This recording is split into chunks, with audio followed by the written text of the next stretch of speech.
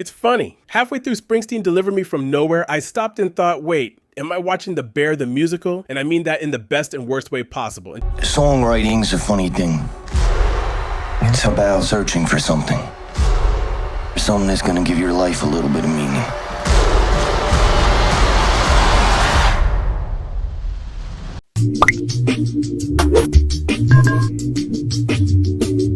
Jeremy Allen White trades the kitchen for a Jersey garage, the knives for a fender, and somehow ends up sweating through another emotional breakdown. Only this time, the soundtrack slaps. Say yes, chef. Yes, chef. But while The Bear makes chaos feel like art, Deliver Me From Nowhere turns art into chaos therapy. Director Scott Cooper builds a beautiful, moody world, but the emotion never quite plugs in. We start in full stadium rock glory. Bruce is born to run roars through the crowd, but behind those brown contacts, you can already tell this man is running from something. The movie quickly settles into that quiet, tormented artist groove, the kind where every stare out a window means deep feelings, and every song lyric is born from perfectly timed sadness.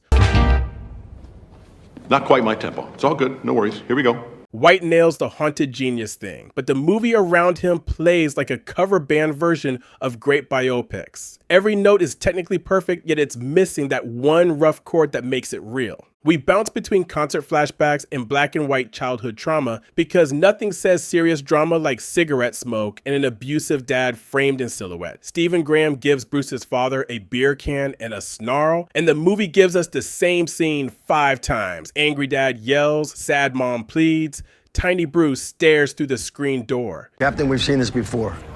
To be fair, the music is where Deliver Me From Nowhere finally finds its pulse. The recording sessions for Nebraska are stripped down and intimate. You can almost hear the wood creak in the room. When Bruce sits with his guitar humming half-finished lines, it's like watching lightning form inside a mason jar. Those are the moments when you remember why this guy became the boss. But the film keeps stepping on its own chords. It wants to be a story about mental health and creative burnout, but instead of showing us the breakdown, it narrates it. We get long silences followed by a character explaining what we just saw. It's like a therapy session where the therapist keeps reading your diary out loud.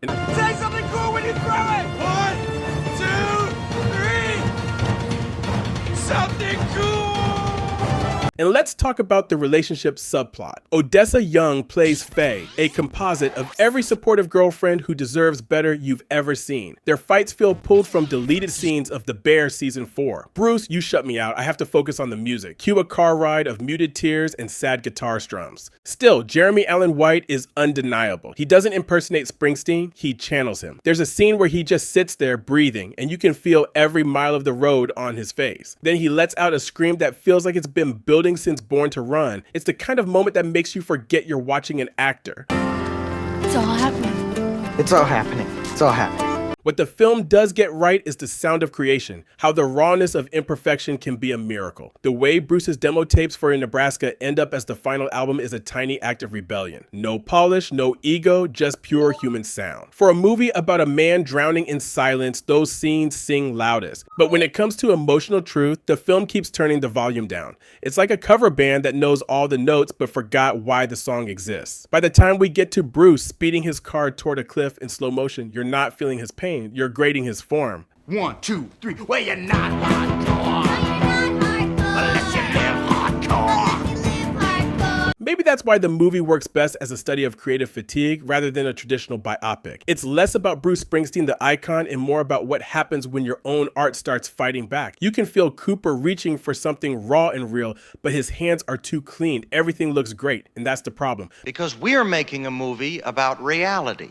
By the end, I found myself thinking about how Springsteen recorded Nebraska on a 4-track cassette in his bedroom, and how this movie, with its perfect lighting and big budget, still sounds smaller. So the verdict, Deliver Me From Nowhere isn't a showpiece. It's a stripped-down portrait of an artist facing his shadows. It works when it leans small. It falters when it tries to shirt-front myth, but it lives in that tension. And that's exactly where rock and roll should breathe. I give it 3.5 out of 5. So what did you think? A quiet rock confession or a biopic that left too many songs unsung? Drop your thoughts below. And me, I'll leave you with this. Sometimes the greatest anthem is the one you whisper in the dark.